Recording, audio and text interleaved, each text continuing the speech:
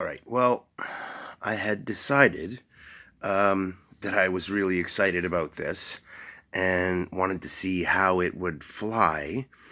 And I got kind of excited and I just launched it. But any of the others, when I launch them, it's pretty straightforward. Um, and basically, what I do is I just give it a good hand toss, a good stiff toss. And I figured because it's got all the drag of the propeller, it's got all this weight up front, it might not hand throw very well if I don't give it a really good wing.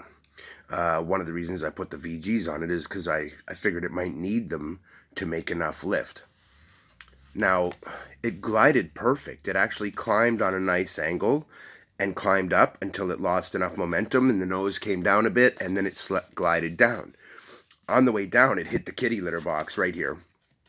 It did no actual damage, and one of the things that it made me realize is that this leading edge is actually now quite strong, because, and this is where the prop is, so this area is actually protected and doesn't need to be that strong, but this leading edge area needs to be pretty tough. The back edge, not so much, but this and this are where the impacts are going to be when you crash. So one of the things this VG set does is strengthen the wing in case of a crash. So that's good. The other thing is, even with the weight on it, it flew very, very well. It's actually perfect. This is now tested. Also, you'll notice there are some changes from the last video. So what I'm going to do, now that I know 100% for sure that it works, I'm going to show you some specs on this wing.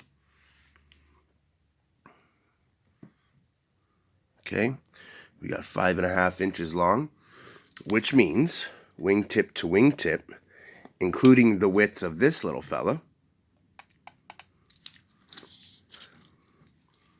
we are looking at, whoa, 20 plus, as it should be. So this isn't that small, guys. You might think. And we're not actually that big. I mean, we're looking at 5 inches per wing. If you look carefully, it's 5.5, which means we're looking at 11, and then the width of the bar, basically, and the glue. And so we are going to show you the length from the tip of the propeller to the back of it. It's another 10 inches, just shy of. So, again, we've got just over 10 and just under 10. It actually gives it nice proportions, guys. Then we have the tail. I've also modified that. I changed the tail shape a little bit, changed the tape of this vertical. None of those were done because there was anything wrong with it. Got to remember, when you're designing, sometimes you do what you do by instinct. I mean, I just decided, okay, I want it to be this. I knew that I had enough space here for a good tail surface and that I didn't need the extra space. I don't want the extra drag, and I want to keep the tail light so it balances nicely. Also, when I trimmed off the back edge, of course, then it would be a little nose light, because I've taken away some of the weight from the forward area of the aircraft. So I wanted to take away at least equal weight from the rear, and it just got me trimming, and the next thing you know, it was trimmed.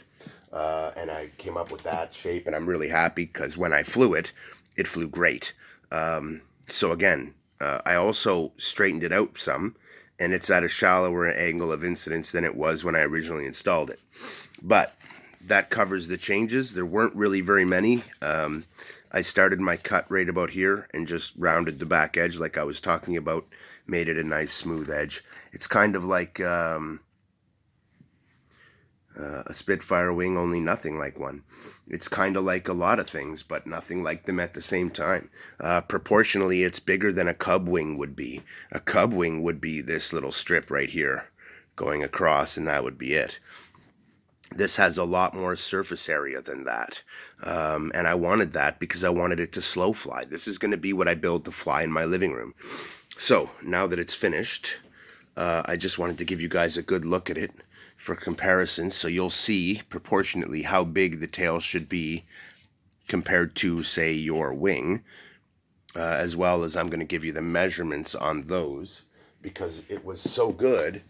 I really do encourage the building of this one. And if you were to build one of these for a beginner, this is the way to go. This is the one you want to build.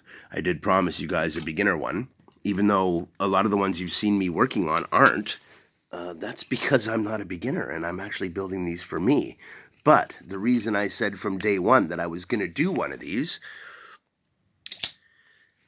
is simple. I want to fly outdoors and I want to fly indoors. So this project is actually finished now, tested, ready to go. All I have to do is reglue my wing and make sure it dynamically balances, make sure it's properly CG'd, which it does. It actually CG's bloody perfect and dynamically balanced perfect right away when I built it. There was no trouble there. One of the reasons is because I don't use a big glue gun, guys. For these kinds of jobs, I use a little glue gun. The reason is, there's an old saying in shooting. I actually got it from a movie. Oddly enough, I served and I worked in that same field, but we never used that saying. But it was a damn good one, so good that I kept it. Aim small, miss small. And it's true. If you're aiming at it for something big, like generic, like say a tank, you could miss by a few feet and you really wouldn't be missing by that much comparatively. But if you aim for the window on the tank, aim for the smallest thing on it that you could possibly see, and you will be more accurate. Well, it's true. In the old days, they used to tell you, if you can, aim for a button on the guy's shirt, on his uniform, and you will find that you'll hit him a lot more often than just generically aiming for him. Well, it's kind of the same thing with the goal, with the glue. If I look at the diameter of a standard glue gun, which I'll show you, versus this little guy, look at the difference here. That's a huge diameter difference. And one flows a lot more than the other. And so to use this to glue my wing gives me a lot more margin for error. So I don't recommend you actually use these. I haven't used this one on any of my airplanes. So that's going to be the end of this one. I have another video coming after this because I've not done. Okay, so now I've designed the basic aircraft that I want. I knew that none of the ones I built and tested were going to be suitable for flying indoors. They are all for outdoors. I was trying to figure out what my RC plane is going to look like and what kind of a design I really want to have on it. That being said, I now know. And what I know is that I wanted something different than what I'm seeing. Most of the indoor flyers you see out on the internet are really meant for a gymnasium. They don't really fly very well in tight quarters.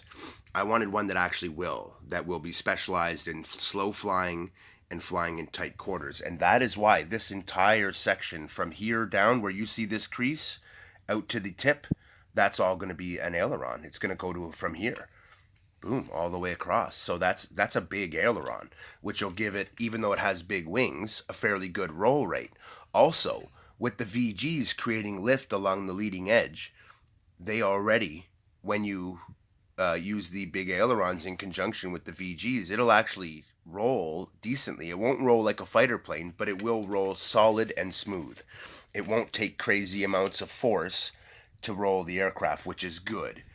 The elevators, similarly, will be decent sized, but not too crazy sensitive. Same with the rudder. In fact, I probably won't put anything into the rudder at all. You might think in terms of a servo and just leave it like that, but that's not true. I want this to be 4-channel. That being said, I will continue to update this as I go through, so I definitely recommend you guys like and subscribe out there if you're into RC aircraft, because I will save you a fortune. Because these things are expensive, man. I've been looking, and the cheapest ones I can find are $100 ready to fly from China, basically. I look up those same ones here, and I'm looking at a couple $100. So you could order them from China, and they do have problems. There's no warranty, all that. Or you could just design and build your own out of very inexpensive materials. In fact, all of these materials I've gotten for free. So, this video is getting close to 10 minutes. I am going to cut out. Just keep in mind this prop is 4 1/4 inch. Wingspan 10 inches plus 10.5. And a body length of just under 10 inches, 9 3/4. and you'll be on the path. Other than that, just make the tail proportionate for the amount of control you want it to have. It's not that complicated. You are allowed to copy me. I'm a Canadian, which means this is now open source because I put it up here.